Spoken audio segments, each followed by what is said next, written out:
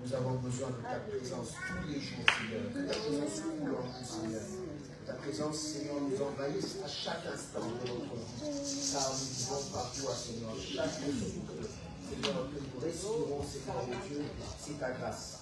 Chaque souffle, Seigneur, qui sort, Seigneur, de nos narines, c'est pour que nous puissions te dire merci. Merci pour la vie. Merci parce que tu as toujours été là et tu seras toujours. Nous te bénissons, Seigneur, et nous acclamons ta parole au milieu de nous.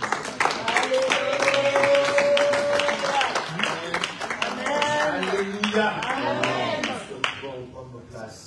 Gloire soit en place, Dieu. Alléluia. Je suis dans la joie quand on nous dit de venir dans la maison du Seigneur. Je suis dans la joie quand on nous dit de venir célébrer mon Dieu, de venir l'adorer, de venir le louer. Amen. Amen. Je n'entends pas dire ton amen ce matin. Amen. Peut-être la chaleur ou d'être tu es déjà en vacances. Ton amen est déjà parti en vacances pour nous. Alléluia. Amen. On sait que c'est la période des vacances, mais nous serons toujours là pour bénir le nom du Seigneur. Amen. Amen. Gloire soit rendue à notre Seigneur. Allons dans le livre de l'évangile de Luc. On prend l'évangile de Luc. Le chapitre 10. Luc chapitre 10.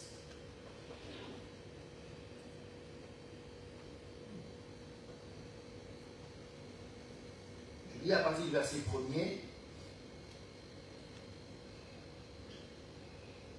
Le thème de ce matin, c'est envoyé de Jésus. Envoyé de Jésus. Nous sommes envoyés de Jésus. Nous sommes les envoyés de Jésus.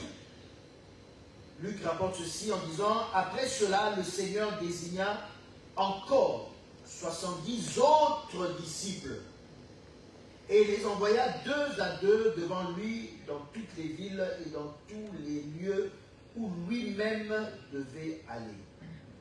Il leur dit: la moisson est grande, mais il y a peu d'ouvriers. Priez donc le maître de la moisson d'envoyer des ouvriers dans sa moisson. Amen. Amen. Amen. Amen. Amen. Gloire au Seigneur. Envoyé de Dieu, Luc nous rapporte ce message. Luc qui lui a reçu un témoignage, n'a pas marché directement avec le Seigneur. Et Luc a reçu le témoignage de ce qu'on lui a raconté et inspiré par Dieu, Luc a écrit cela et ça nous édifie encore jusqu'à aujourd'hui. Et Luc nous parle en ce sens. Et il rapporte en disant qu'un jour, le Seigneur, après avoir travaillé, après avoir fait beaucoup de choses, il dit qu'il désigna encore. Il désigna encore. Il désigna encore 70 autres disciples. Il désigna encore 70 autres disciples qu'il a envoyés. Quand on lit ce passage, on se rend compte d'une chose, c'est que le Seigneur, Jésus-Christ, avait une mission et il savait ce pourquoi il était venu ici sur terre. Amen. Amen. Il savait ce pourquoi il était venu sur terre. Et de manière inlassable, sans se fatiguer, tous les jours, il avait cette compassion et il avait ce souci de pouvoir gagner les âmes. Après avoir fait des miracles, après avoir accompli beaucoup de choses, il était conscient que on ne devait pas se limiter aux miracles. Quand il nous envoie, il dit: voici les miracles qui accompagneront ceux qui auront cru. Les miracles nous accompagnent, les miracles viennent démontrer la puissance de Dieu, démontrer que notre Dieu est Dieu, démontrer que notre Dieu est puissant, démontrer que notre Dieu est capable, qu'il est toujours vivant, c'est le même Dieu d'Élie, il nous fait du bien, c'est bien. Mais je veux te dire une chose, bien-aimé. La mission principale de l'Église, ça va peut-être te choquer, ce n'est pas de faire des miracles. La mission principale d'un chrétien ou d'un serviteur de Dieu, ce n'est pas de faire des miracles. Ces choses sont bonnes, nous croyons, et je crois que quand on est chrétien, pour moi tout le monde est serviteur de Dieu, quand on est chrétien, il faut vivre la puissance de Dieu. Le Saint-Esprit est descendu, on veut voir des chrétiens aujourd'hui puissants, des chrétiens qui sont capables de prier pour les malades et les malades sont guéris. Ce n'est pas seulement réservé aux pasteurs et ceux qui prêchent devant ici. On va voir des chrétiens qui sont capables de marcher avec les dons spirituels. Et quand on a besoin de la révélation, Dieu donne la révélation. Quand on a besoin que notre foi soit fortifiée, il y en a qui ont le don de la foi pour nous guider, pour nous emmener. Quand on a besoin que Dieu prophétise, Dieu prophétise. Et pas seulement pour dire ce que tu as mangé hier. Mais il prophétise pour édifier sur l'église, pour donner une pensée claire de la marche de ceux qui l'attendent de nous. Et ceux qui devons quelquefois corriger ou ajuster pour que nous puissions rester dans les voies du Seigneur. Quand il faut avoir le don de parler en langue dans l'église, nous parlons en langue. Comme nous devons avoir le don d'interprétation, nous avons l'interprétation. Ces choses, nous devons les vivre dans l'église. Quand tu es chrétien et que tu n'aspires pas à ce genre de choses, tu dois revoir ta marche avec Dieu. Tu dois revoir ta compréhension de qui tu es. Comment un chrétien ne peut pas aspirer au miracle? Tu es chrétien, tu n'aspires pas au miracle. Et souvent même ce qui est troublant, les chrétiens eux-mêmes ne croient pas au miracle. Ils ne croient pas. Quand tu vas dire on va faire un miracle, tu dis non. Et quand il lit dans la Bible, il dit Amen. Mais quand tu dis maintenant tu as un problème, mais il y a un problème, ou bien l'église traverse un problème, telle personne traverse un problème, allons, et nous allons voir la main de Dieu. Il ne croit pas. Il est le premier à douter. Il ne croit pas. Le chrétien lui-même, quand il voit un miracle, il dit certainement ce serviteur de Dieu là, il a touché au fétiche. Le chrétien qui dit ça. C'est comme si pour accomplir les miracles, il fallait forcément toucher au fétiche. Bien aimé, entre le diable et Dieu, qui copie l'autre? Bon, heureusement, ce n'est pas le sujet d'aujourd'hui. Mais je te dis que ce n'est pas normal, si tu es chrétien, tu n'aspires pas à ce genre de choses. Ce n'est pas normal si tu es chrétien et puis les dons spirituels, ça ne te dit rien. Les dons spirituels, ça ne te dit rien. Tu lis ça dans la Bible, et peut-être même que tu ignores qu'il existe des dons spirituels.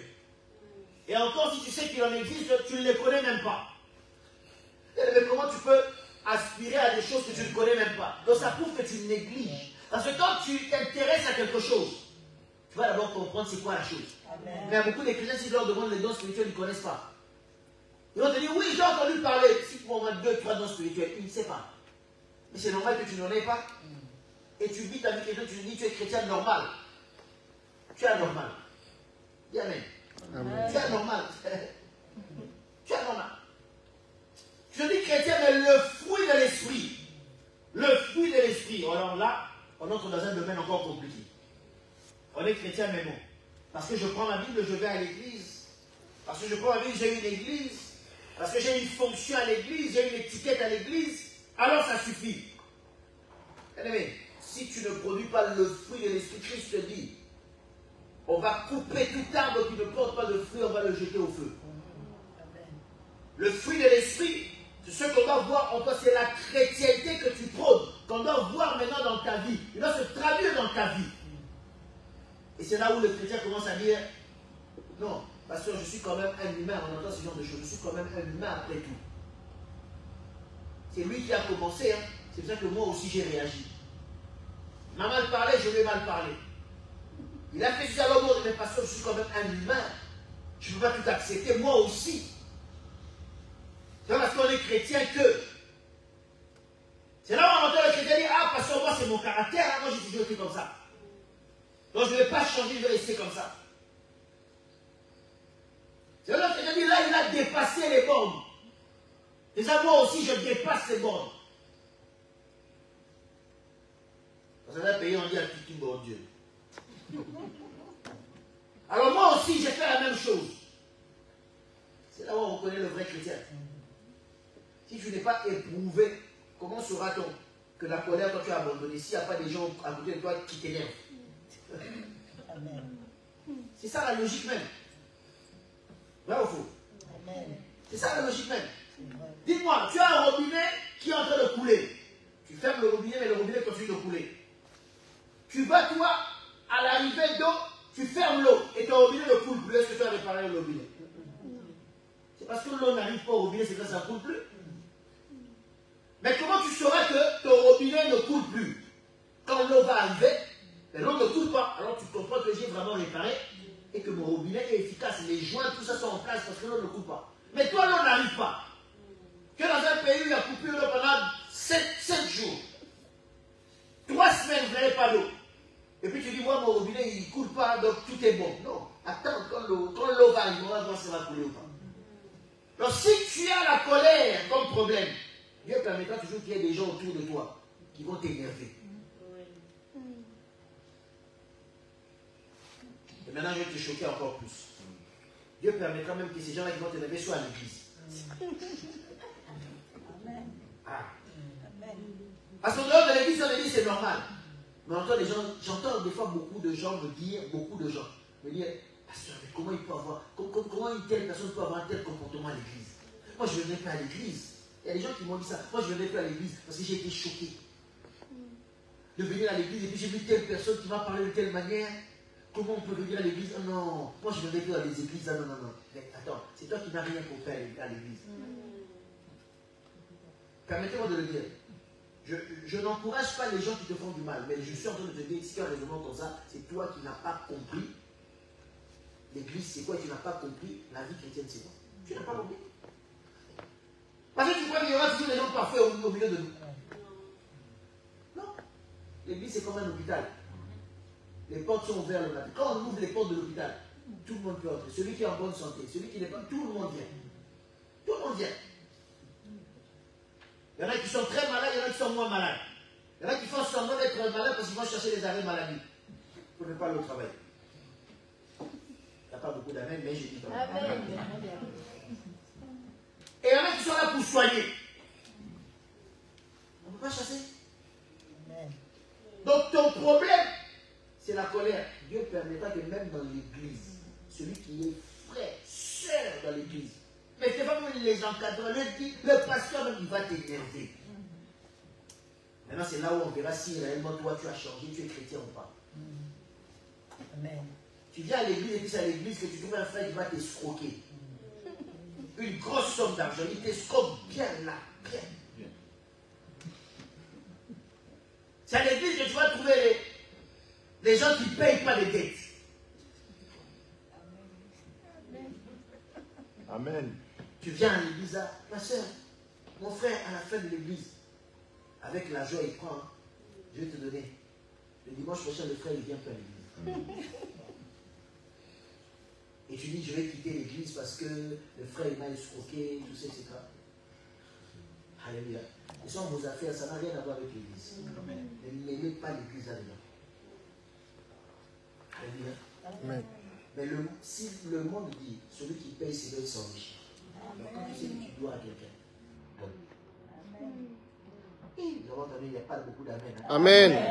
Il y a beaucoup ici. Même si la personne ne te demande pas, mais si la personne ne réclame pas, donne. Garder les dettes comme ça, c'est une malédiction. J'entends pas ton amen. Amen. C'est une malédiction. Alléluia. Et si tu empruntes, il n'y a pas de problème. Paye aussi pour pouvoir permettre à celui qui t'a vendu de faire son business. Et qu'il continue de tourner. Sinon, tu es en train de le bloquer. Alléluia. Mais c'est pour dire que ce sont ces choses qui vont arriver à l'église. Amen. Amen. Ces choses-là vont arriver. Mais tout cela, c'est bien. C'est bien. Mais il ne suffit pas. Christ était conscient d'une chose, que la mission est de gagner des âmes. Et de manière permanente, tant que l'Église ne se lève pas pour gagner des âmes, ça ne marchera pas. Là, tout à l'heure, j'avais un rendez-vous avant de venir prendre la parole ici, je parlais avec un évangéliste. Là, avant de venir. Et en train de parler, je lui ai dit, mais la mission que tu fais, j'ai dit, l'évangélisation, c'est une mission permanente pour le chrétien. Tous les jours, le chrétien doit évangéliser. Et ça ne dépend pas de si on est pasteur ou... Tous les jours, le chrétien doit évangéliser. C'est une mission permanente. Quand tu te réveilles le matin, c'est comme un but de dire, c'est comme si tu allais à la chasse. Et je veux dire qu'aujourd'hui, à qui je dois porter la parole de Dieu? Quand je vais finir ma journée, il faudrait que j'aie gagné au moins une âme pour le Seigneur. Tout chrétien qui se lève le matin doit avoir cette motivation-là. Aujourd'hui, on voit surtout la jeune génération d'aujourd'hui se lever le matin et n'avoir que pour seul souci que moi aussi je commence à prophétiser. Quand je te vois, que je commence à dire oui, ton grand-père, il s'habillait toujours en rouge. Ton grand-père, il portait des chaussettes vertes. Ton grand-père, il y a 5 ans, il y a 5000 ans, toi tu étais de la race de... C'est bien beau de dire ces choses, je suis d'accord. Mais on voit que le diable nous détourne des fois dans des choses et il nous fait oublier l'essentiel de notre mission qui est aller faire de toutes les nations des disciples. Et tu peux dire à une personne toutes ces choses-là, mais si son cœur n'est pas transformé, cette personne-là ira en enfer. Tu peux guérir un malade, le malade est réellement guéri, mais s'il n'a pas reçu Christ, ce malade-là avec sa guérison ira en enfer, bien aimé. Et la Bible dit que Christ de manière inlassable. Elle dit il prit encore des disciples. Encore, il a pris encore des disciples. 70 autres encore. Et encore. Et il les envoie une fois de plus. Mais tu peux se dire, je fais des miracles, les gens viendront demain. Je fais des miracles, c'est suffisant pour que les gens comprennent qu'ici, il y a la vie. Et ils viendront. Mais il avait compris qu'il fallait aller prêcher la bonne nouvelle. Dire le royaume des cieux est là. Changez votre vie. Le royaume des cieux est au milieu de vous. Et il savait que ça passait par là. Tant que les hommes n'avaient pas donné leur vie au Seigneur, il aurait beau fait des miracles. Il allait passer à côté. Qu'en est-il de nous aujourd'hui? Est-ce que nous, chrétiens, nous portons encore ce fardeau-là? Est-ce que nous, chrétiens, nous portons encore ce poids-là? Quand nous nous réveillons le matin, toi qui te dis chrétien, quand tu te réveilles le matin, qu'est-ce que tu ressens dans ton cœur? Est-ce que tu as encore cette ambition-là? Mais examine-toi, que je m'examine aussi en même temps. Fais le bilan de cette semaine. Je prends juste cette semaine. Aujourd'hui, nous sommes dimanche, la semaine. Combien de fois tu t'es réveillé le matin avec ton souci de gagner une âme au Seigneur? Dis-toi la vérité à toi-même. Dis-toi la vérité à toi-même. Je ne veux pas demander à ton voisin de te poser la question. On vous connaît bien, les chrétiens disent dans cette église, on commence à me juger. Tu vas fuir. Mais dis-toi la vérité à toi-même. Combien de fois tu t'es levé le matin et tu t'es dit au fond de toi-même, je vais gagner une âme pour le Seigneur. Tu t'es réveillé avec ce désir-là de dire, je vais gagner une âme au Seigneur. Combien? Nous avons passé toute une semaine. Nous avons fait beaucoup de choses alors. Ce n'est pas mauvais, gloire au Seigneur. Mais dis-toi quand même, à combien de personnes tu as parlé du Seigneur? De manière réelle, concrète. C'est pas seulement dire à une personne, viens dimanche à l'église, ça c'est pas l'évangélisation. Ça c'est une invitation. Ne confondons pas les choses, ça c'est une invitation. Viens dimanche à l'église, ça c'est une invitation. Oh j'ai évangélisé, tu n'as pas évangélisé, tu as invité les gens. Inviter et évangéliser c'est différent. Est-ce qu'on se comprend? Tu as invité, tu n'as pas évangélisé. Combien cette semaine tu as parlé vraiment du Seigneur? Et quand tu lui parles avec le souci que la personne donne sa vie au Seigneur, et en lui faisant comprendre qu'il y a le péché, qu'il y a la mort et il y a la vie. Combien? Mais nous avons fait beaucoup de choses. En nous réveillant le matin, nous avons pensé, qui me donne de l'argent? Surtout quand tu te réveilles et c'est temps-là, tu n'as pas d'argent, tu commences à sortir la liste de ceux qui te doivent de l'argent. Parce que, ah là, c'est chaud. C'est quand tu n'as pas d'argent que tu te souviens de certaines personnes. Ah, lui, il me doit de l'argent. Et tu l'appelles. Parce que tu dois de l'argent. Quand même, tu t'es réveillé, tu avais un programme. Ah, le samedi, j'aurais besoin d'aller à telle fête. Même des gens que tu n'appelles pas, tu commences à l'appeler parce que tu as besoin de sa voiture. Il y a des gens qui aiment par intérêt. N'est-ce pas? Ah, le samedi, j'aurais une fête. Il faut que je commence à appeler telle personne, comme ça il pourra garder mon enfant. Alors on passe un petit bonjour, un petit coucou, pour faire genre. On a pensé à tout ce qui était de notre intérêt. Je dois faire les courses. Je dois payer mes factures. On a pensé à tout ce qui était de notre intérêt. Combien de fois dans cette semaine on a pensé de ce qui est de l'intérêt de Dieu? Et avec ça, nous disons encore chrétiens dans ce monde d'aujourd'hui. Avec ça, vraiment, nous disons encore chrétiens dans ce monde d'aujourd'hui. J'ai souvent l'habitude de le dire et je le dirai toujours parce que je me le répète même à moi-même. Bien aimé, depuis que tu es converti, ça fait peut-être un mois, 1 an, 2 ans, peu importe, c'est pas grave. Et depuis que tu t'es converti, tu n'as jamais emmené une âme au Seigneur. Tu ne dois pas dormir la nuit. Même si vous ne me dites pas, mais je vous dis des choses. Tu ne dois pas dormir la nuit. Si tu arrives à trouver le sommeil et à continuer de dormir la nuit normalement, tu n'as pas encore compris. Même ta conversion, je suis capable même de la remettre en cause. Je te dis la vérité, je suis même capable de remettre en cause ta propre conversion. Parce que quand tu as compris, bien aimé, quand tu as compris d'où tu viens, et tu sais qu'il y en a beaucoup qui sont encore là-bas, et tu as compris que toi, réellement, tu étais mort, et que tu es venu à la vie, et qu'il y a encore des gens qui sont morts, tu ne peux pas rester tranquille. Tu ne peux pas rester tranquille. Tu ne peux pas rester tranquille. Ça va te déranger, ça va te troubler. Tu ne peux pas rester tranquille. C'est impossible. Vous savez, bien aimé, il y a des gens, ça arrive souvent, les psychologues vont vous le dire. Il y a des gens, des fois, comme il y a eu peut-être dans certains pays, on va vous enlever. On va vous kidnapper, on vous emmène parce que vous étiez en guerre ou tout, c'est ça. Vous êtes à 50 ou à 10, on vous emmène quelque part. Et là-bas, on vous torture, etc. Toi, tu arrives à t'échapper, tu sors. Vous savez que les personnes qui sortent, des fois, ils sont troublés parce qu'ils ont une culpabilité dans leur cœur. Ils se disent, moi, je suis sauvé, mais les autres ne sont pas sauvés. Et cette culpabilité-là, des fois, les tue. Ils sont en liberté, mais ça les tue. Parce qu'ils sont dérangés. Ils ressentent comme une culpabilité dans leur cœur.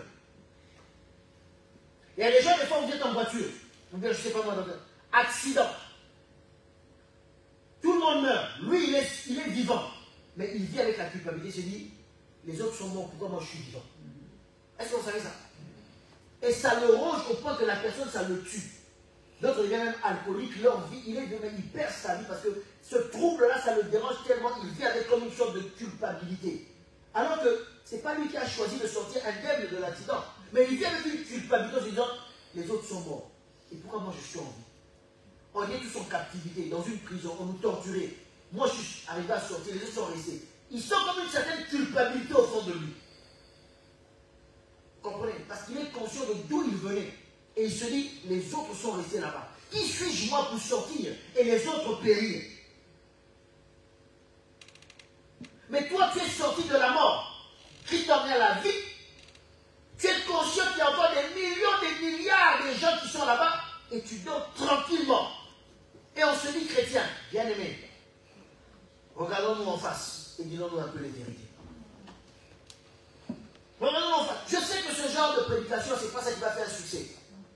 Je sais que ce genre de prédication, ce n'est pas ça qui va faire que les foules vont venir. Parce que les gens ne veulent plus entendre ce genre de prédication. Si on veut que les foules viennent, il faut qu'on commence à prophétiser. Prophétiser, prophétiser. Que dans la prédication, on commence à te montrer les techniques, comment les diables volent la nuit, comment les sorciers volent la nuit, comment ils déploient leurs ailes, comment ils tombent. Là, les gens vont venir. Là, ça va être plein ici. Là, ça va être plein. Parce que les gens veulent entendre ça. Qu'il ne fasse venir un ancien magicien, un ancien sorcier qui va vous expliquer. Là, les gens, ils aiment ça. Il veut venir un prophète qui lui dit à la fin, va commencer à dire, toi là-bas, toi là-bas, toi là-bas, toi là-bas. Moi, mon Seigneur, ce n'est pas l'Esprit de Dieu, je ne suis pas contre. Mais là, vous allez voir, les foules vont venir. Et ce n'est pas ce genre de prédication, les gens, même s'ils vont me suivre sur Internet, ils vont cliquer pour entendre. Quand ils vont appeler, ils vont zapper. Toi qui me suis là, si tu zappes, tu es en train de fuir la vérité. Amen. Et là, il voulait zapper, il est resté là. Reste là. Toi qui me suis. Amen. Est-ce que vous comprenez? Mais ce sont des vérités que nous devons nous dire entre nous chrétiens. Comment tu peux dormir? Comment? Comment bien? Tu n'as jamais emmené une âme au Seigneur. C'est grave. C'est grave. Et Christ leur disait une chose.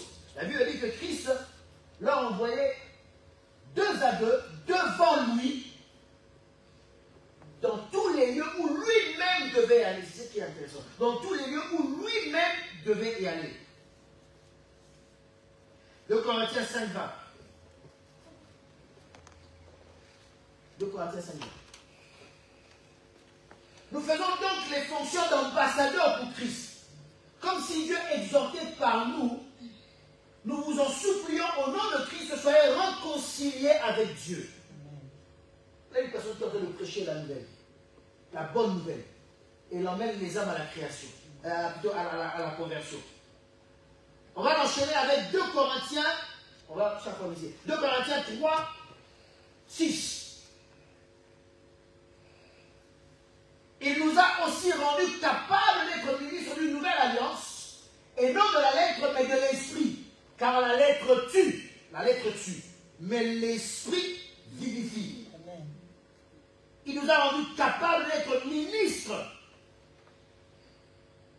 d'une nouvelle alliance, non de la lettre. Nous ne sommes pas ministres de la lettre, mais nous sommes ministres de l'esprit. Alléluia. Amen. Car la lettre, à elle seule, elle tue. Elle tue. Elle tue. Mais c'est l'esprit qui donne la vie. Amen. L'esprit vivifie. La lettre tue. Alléluia. Amen. Dans le premier passage, Paul, qui s'adresse à ceux de Corinthe, est en train de nous présenter en disant que nous faisons office d'ambassadeur, fonction d'ambassadeur pour Christ, comme si Dieu exhortait par nous. Le passage où Luc est en train de rapporter, Luc dit, Christ les a envoyés dans des lieux où lui-même devait aller. Bien, le principe de l'évangélisation, c'est quoi? Dans le principe de l'évangélisation, il y a le principe de la multiplication. Ça veut dire que nous qui avons reçu Christ, à notre tour, nous allons à des endroits où Christ doit aller. Nous allons où Christ doit aller. Christ, quand il était sur terre, il se trouvait à un endroit physiquement et il ne pouvait pas se retrouver à 2-3 endroits en même temps. C'est impossible.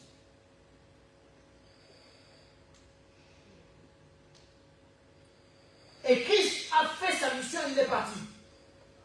Pourquoi il nous envoie? Parce que chacun d'entre nous est devenu un Jésus, entre guillemets. Est-ce que tu comprends? Chacun d'entre nous est devenu un Jésus. Ça veut dire que tout endroit où Christ devait aller pour annoncer la parole, Christ doit aller. Là où on attend le Seigneur, en réalité, toi quand tu y vas, tu emmènes le Seigneur. Amen. Parce que il dit, là nous sommes ambassadeurs. Ça veut dire que nous représentons directement le Seigneur. Un ambassadeur, quand il est nommé dans un pays, il représente le président. Il représente le président. Donc nous représentons la personne de Christ. Ça veut dire que là où Christ doit aller, ce n'est plus lui qui va aller, mais il va aller au travers de toi. Amen. Amen.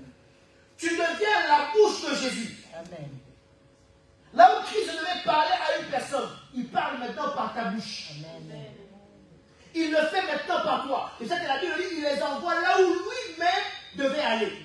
C'est-à-dire que partout où tu vas, dans toute maison où tu entres, à toutes les personnes à qui tu parles, ce sont les personnes à qui Christ doit aller. C'est les endroits où Christ veut aller, désire aller. C'est là où il doit aller. Mais tant que toi, tu n'y vas pas, lui, il n'ira pas. Parce que c'est toi qui le représentes.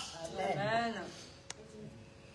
Quand toi, tu parles, c'est lui qui parle. Quand toi, tu prêches, c'est lui qui prêche. Et il dit plus tard, Paul dit, mais nous faisons aussi office de ministre d'une nouvelle alliance. Le ministre, lui, va représenter le gouvernement. C'est-à-dire que quand nous arrivons quelque part, nous représentons, c'est le royaume des cieux qui vient aux hommes. Amen. Nous venons avec tout le potentiel du royaume des cieux. Nous représentons tout le gouvernement du royaume des cieux. Amen. Avec toute la puissance du royaume des cieux. Avec toutes les prérogatives du royaume des cieux. Amen. Nous sommes capables de prendre des décisions. Nous sommes capables de valider des lois. Nous sommes là pour faire appliquer le royaume des cieux. L'ambassadeur, il représente, mais il ne fait pas appliquer le royaume des cieux. Mais le ministre, alors c'est comme ça que Christ, quand il dit, allez, et voici les miracles qui accompagneront ceux qui ont cru. Parce qu'il donne tous les pouvoirs. Amen. Pour que le gouvernement, le royaume des cieux soit complet. Quand le royaume des cieux est là, tous les ministres sont là. Si c'est un problème de santé, on a le ministère de la santé. Si c'est un problème de travail, Dieu te bénit par le travail, le ministère du travail est là. Si c'est pour la richesse, Dieu va faire en sorte que le ministère de l'économie, le ministère des mines, de l'énergie, va travailler encore pour développer les potentiels que Dieu a mis en toi. Là, nous sommes le gouvernement, le royaume des cieux. Christ dit, le royaume s'est approché de vous. Amen. Et Christ est venu avec toute la puissance de Dieu. Mais en même temps, Christ est venu en disant, celui qui m'a vu a vu le Père. Je suis dans le Père est en moi.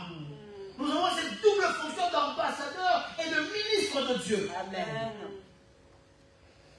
Et c'est à nous d'aller vers les hommes et de leur faire comprendre que Dieu a besoin d'eux. C'est à nous d'aller vers les hommes et de leur faire comprendre que Dieu a besoin de les soutenir. Et que chacun d'entre nous comprenne la mission que Dieu lui a donnée. Tant que l'Église ne comprendra pas cela, l'Église est en train de perdre du terrain aujourd'hui. Elle est en train de perdre beaucoup de terrain aujourd'hui. C'est ça que nos églises, des fois, sont remplies. Mais il y a très peu de convertis dans nos églises. Amen. Très peu de convertis. Beaucoup viennent par plaisir. Beaucoup viennent par tendance. Beaucoup viennent par effet de mode. Beaucoup viennent pour calmer leur conscience. De se dire, après tout, j'ai une église. Après tout, j'ai une église.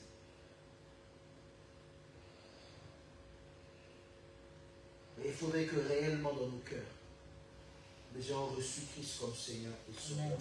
Amen. Pour que nous soyons réellement sauvés.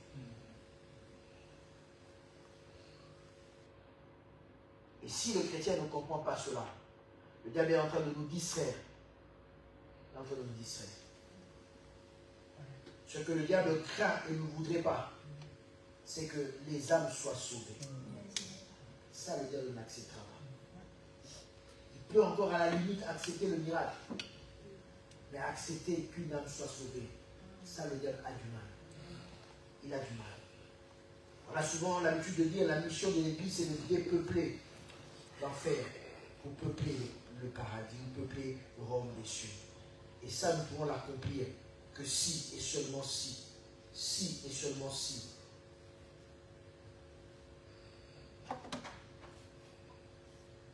Nous apportons la parole de Dieu.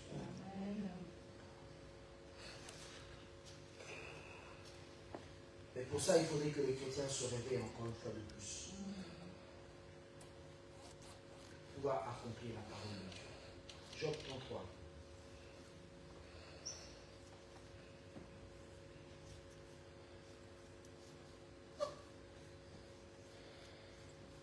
Mais s'il se trouve pour lui un ange intercesseur, un d'entre les mille, qui annonce à l'homme la voie qu'il doit suivre,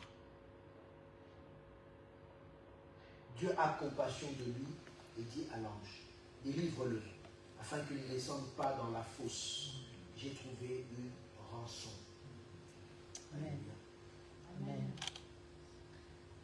Et s'il se trouve pour lui un intercesseur d'entre lui,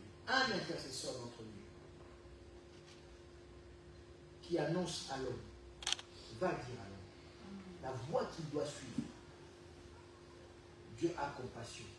Et il dit à l'ange, délivre-le, afin qu'il ne tombe pas dans la fosse. J'ai trouvé une rançon. Amen. Bien aimé, c'est notre responsabilité.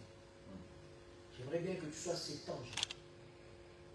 J'aimerais bien que tu sois cet intercesseur-là, parmi mille, qui va perdre le sommeil et se dire, Seigneur, les âmes sont en train de mourir. On ne voit plus les chrétiens pleurer à cause de ça. Aujourd'hui, beaucoup de chrétiens, je ne suis pas contre, qu'on se comprenne très bien.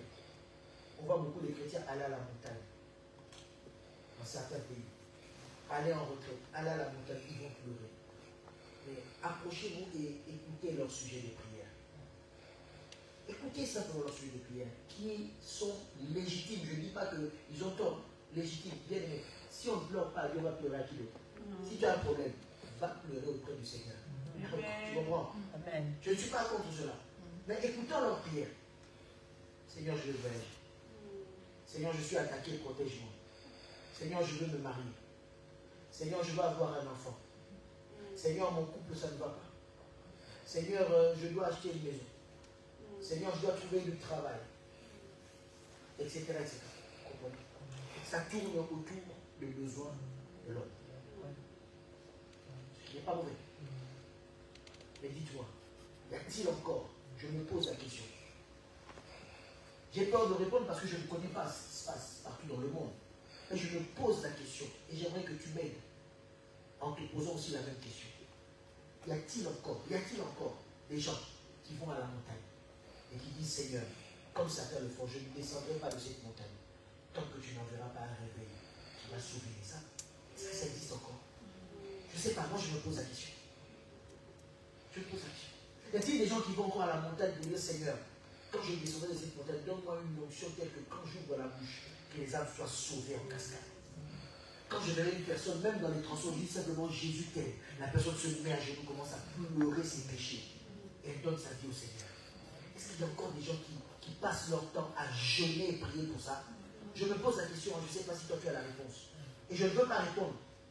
Parce que peut-être si je réponds, j'aurai tort. On va me dire, mais tu ne sais pas ce qui se passe. Mais je me pose quand même la question. Je me pose quand même la question. Y a-t-il encore des gens qui ont ce fardeau-là? Y a-t-il encore des gens qui jeûnent, qui jeûnent et qui jeûnent? Je voyais dans une vidéo, il y avait un jeune homme sur une montagne. Pour prier, il montait sur un arbre et puis il se jetait à terre. Boum. Et puis il remontait sur l'arbre, il se jetait à terre. Il montait, il se jetait à terre. J'ai dit, waouh! Cette personne est vraiment en train de chercher Dieu. Je me suis dit, quel est le sujet de prière qui le pousse à faire une chose pareille? J'étais curieux. Malheureusement, je n'ai pas entendu. Mais j'étais curieux de savoir, c'est quoi qui demandait à Dieu au point de monter sur un arbre et se jeter dans le vide? Il tombe. Et puis il ne se fracturait pas aussi. Hein. Il était à terre en tout cas. Quel était le sujet de prière qui l'a animé? Je ne sais pas. Mais je me pose la question, y a-t-il encore, je me pose encore la question, aide-moi s'il te plaît, y a-t-il encore des gens qui montent à la montagne, qui jeûnent, qui prient en disant Seigneur, quand je descends de cette montagne, la première personne que je vais croiser, je dis simplement Jésus t'aime. Et la personne commence à prier. Et elle suit le Seigneur. Ça existe encore. Est-ce que ça existe encore? Je vois des jeunes monter à la montagne et dire Seigneur, quand je vais descendre, quand je vais voir une personne, que j'apprenne à prophétiser, ouvre-moi les yeux. L'autre appelle ça qui monique. Comme ça, quand je te vois, je vois tout. Ils jeûnent. L'esprit donne aussi. Hein. Et des fois, il voit aussi les choses. Gloire au Seigneur. Et y a-t-il des gens qui prient encore pour le salut des âmes? Est-ce que ça existe encore? Y a-t-il encore dans les églises ces instants où on faisait l'appel? Qui veut recevoir Christ? Et on voyait des gens à s'avancer. Même le dimanche, pleurer. Il y a pleurer et empêcher. Ça existe encore. Il dit le délivrera parce que Dieu dira une chose. J'ai trouvé une rançon. Amen. La rançon a déjà été payée par Christ. Amen. La rançon a déjà été payée par Christ. Il nous faut maintenant nous parler. Amen. Il nous faut maintenant nous parler. Tu n'ouvres pas ta bouche. Comment ces choses vont arriver? Amen. Comment ces choses vont arriver? Romains 10, 14. Comment donc invoqueront-ils celui qu'ils n'ont pas cru? En qui ils n'ont pas cru, pardon. Comment croiront-ils en celui dont ils n'ont pas entendu parler? Et comment entendront-ils parler s'il n'y a personne qui prêche? Et comment y aura-t-il des prédicateurs s'ils ne sont pas envoyés, selon qu'il est écrit, qu'ils sont beaux, les pieds de ceux qui annoncent la paix, de ceux qui annoncent de bonnes nouvelles? Comment? La première partie de ce passage, on peut le comprendre. Comment vont-ils invoquer celui en qui ils n'ont pas cru? C'est normal, ils ne connaissent pas le Seigneur. Comment veulent-ils qu'ils connaissent le Seigneur et qu'ils prient à Dieu? Comment croiront-ils à celui dont ils n'ont pas entendu parler? On ne leur a pas parlé. Comment vont-ils croire? Mais là où ça devient, là où ça se retourne contre nous, c'est la suite. Et comment entendront-ils parler s'il n'y a personne qui prêche? S'il n'y a personne qui prêche, comment?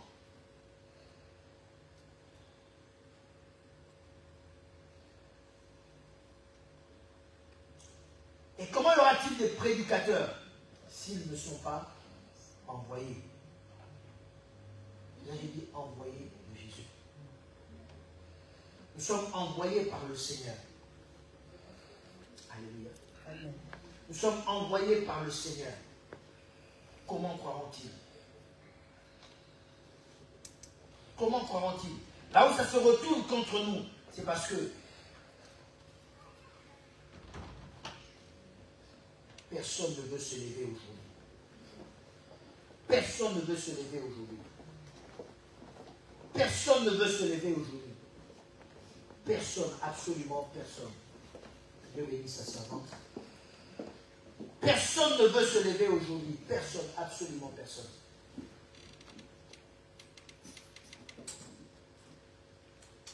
Mais il faudrait que les gens ouvrent la bouche. Et cette personne-là, ça ne peut être que toi. Si tu n'ouvres pas ta bouche, qui va ouvrir sa bouche à la place du Seigneur? Qui va ouvrir sa bouche à la place du Seigneur?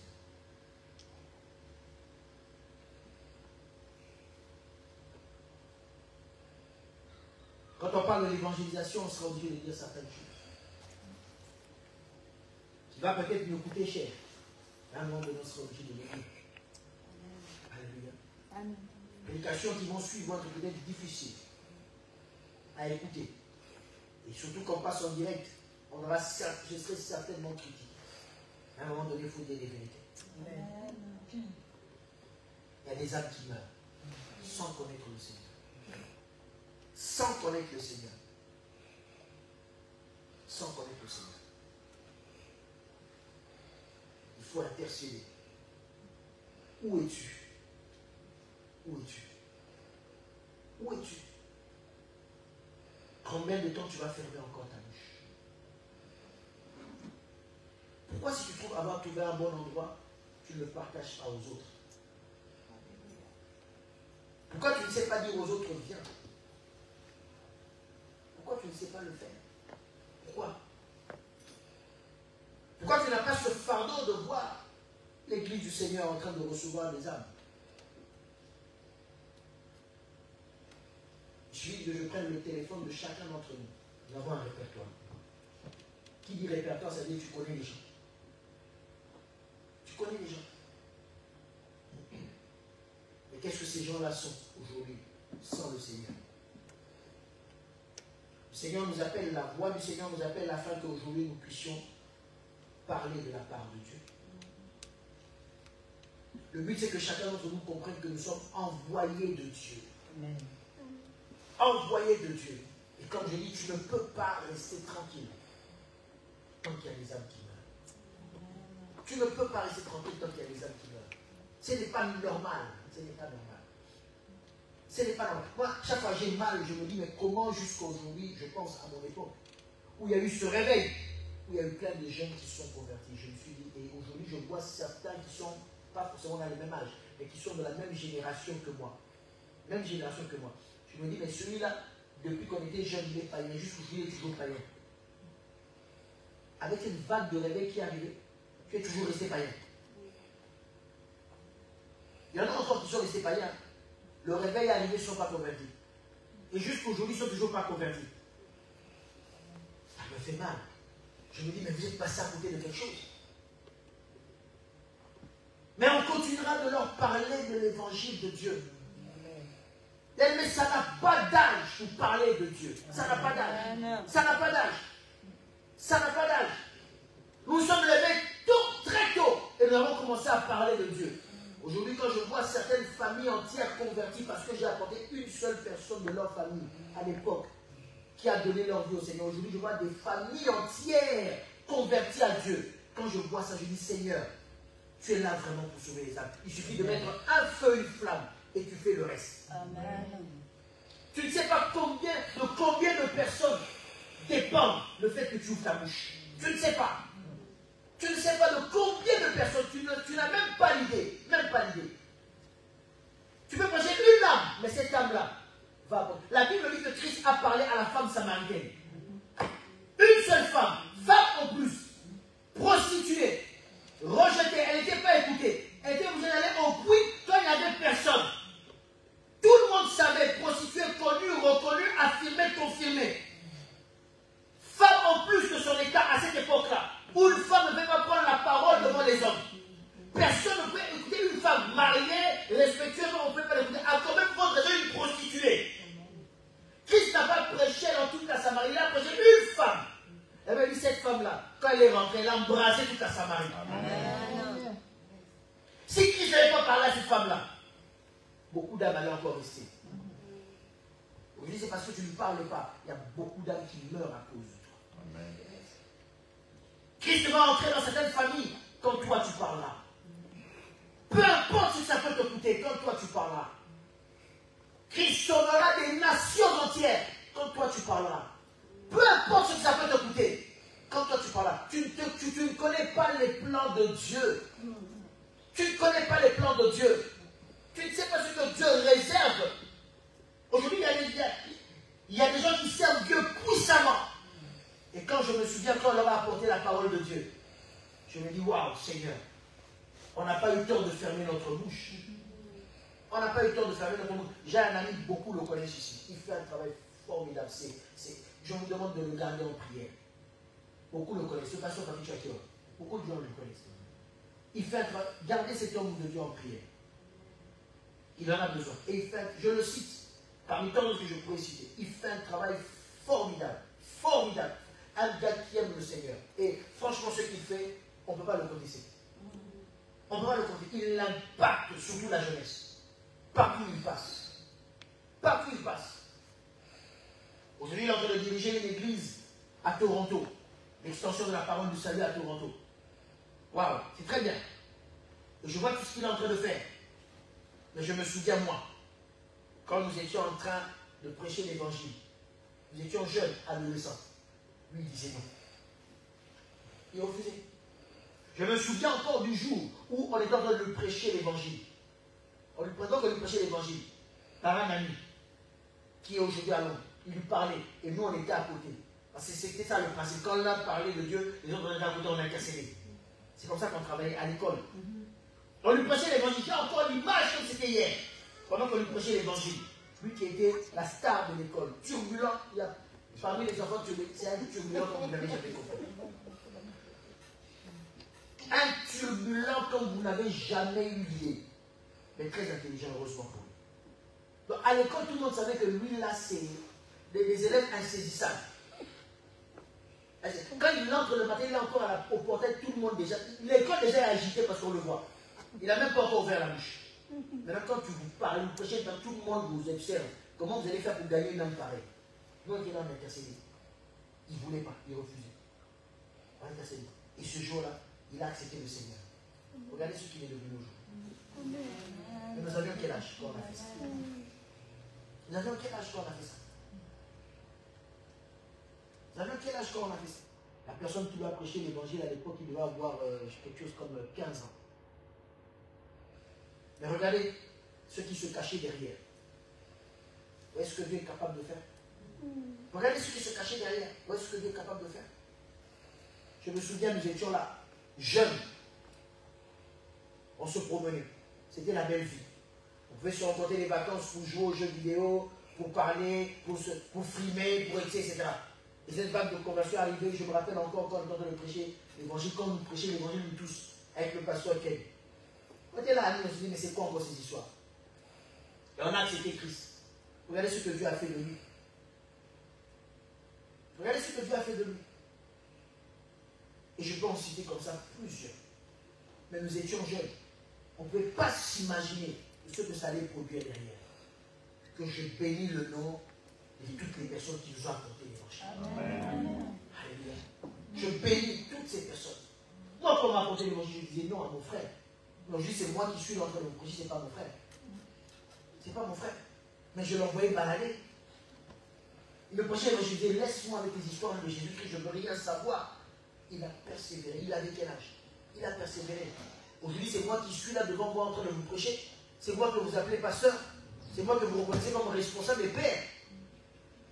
Mais parce qu'il y a une personne qui a ouvert sa bouche. Malgré que je l'envoyais balader, il y a une personne qui a ouvert sa bouche pour m'apporter l'évangile. Bien aimé, tu es un canal. Comme Luc disait, il les a envoyés là où lui-même il devait aller. Christ devait venir jusqu'à ce lieu aujourd'hui, ici. Mais pour cela, il fallait qu'il y ait des années que Christ fasse cela. Alléluia. Et tu n'as pas besoin d'attendre pour te lever pour commencer à prêcher l'évangile. Tu n'as pas besoin d'attendre. Tu n'as pas besoin d'attendre. Peu importe, tu n'as pas besoin d'attendre. Dès que tu entends, lève-toi, commence à prêcher. Parce que le temps est compté. Le temps est compté. Lève-toi, commence à prêcher. Je ne sais pas ça fait combien de temps. Mais qu'est-ce que tu attends pour te lever pour commencer à parler de l'évangile? Moi, je n'ai pas attendu. Ça ne fait pas longtemps que je me suis converti. C'était en 91. Ça ne fait pas longtemps. Et toi, qu'est-ce que tu as? 91. Il n'y a pas longtemps, tu ouvres les yeux.